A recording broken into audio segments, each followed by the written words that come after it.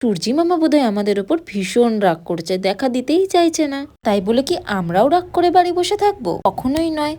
ঝট করে রেডি হয়ে গেলাম। কোথায় যাচ্ছি সেটা তো তোমাদের সাথে অবশ্যই শেয়ার করব। তার আগে বলো আমাকে কেমন লাগছে। মুকুন্দনগর গঙ্গার ধারে একটা ছোট্টখাট্ট পিকনিকের আয়োজন করা হয়েছিল, তার জন্যই এত শীতেও বেরিয়ে পড়লাম। পৌঁছেই তো সকাল সকাল লুচি তরকারি দিয়ে ব্রেকফাস্ট করে ফেললাম। গঙ্গার ধারে এসছি আর চারিদিকটা ঘুরে দেখবো না তাই কি করে হয়? সে যতই ঠান্ডা লাগুক, এত সুন্দর মনোরম পরিবেশ দেখে শীত তো মাথায় থাকুক, সত্যি চোখ দুটো যেন জুড়িয়ে যায়। শীতকাল মানেই তো বাঙালিদের পিকনিক, তার উপর যদি এত ঠান্ডা পড়ে ব্যাপারটা কিন্তু বেশ জমে যায়। তার উপর দিনটা ছিল রবিবার, যেহেতু উইক অফ, তাই সেদিনকে কিন্তু ভীষণ ভিড় ছিল। দেখে মনে হচ্ছিল প্রায় সবাই একদিনই পিকনিক করতে এসেছে। তারপর আম্রপালিতে ঢুকেছিলাম একটু ছবি তুলবো বলে। ওখানে তো বেশি ছবি তুলতে দিল না, কারণ ওখানে একটা অন্য গ্রুপের পার্টি চলছিল। আম্রপালি থেকে বেরিয়ে বেশ অনেক জায়গায় ঘোরাঘুরি করেছি, সেটা তোমাদের সাথে নেক্সট পার্টে শেয়ার করবো। আর ভিডিওটা ভালো লাগলে লাইক করতে ভুলো না। টাটা।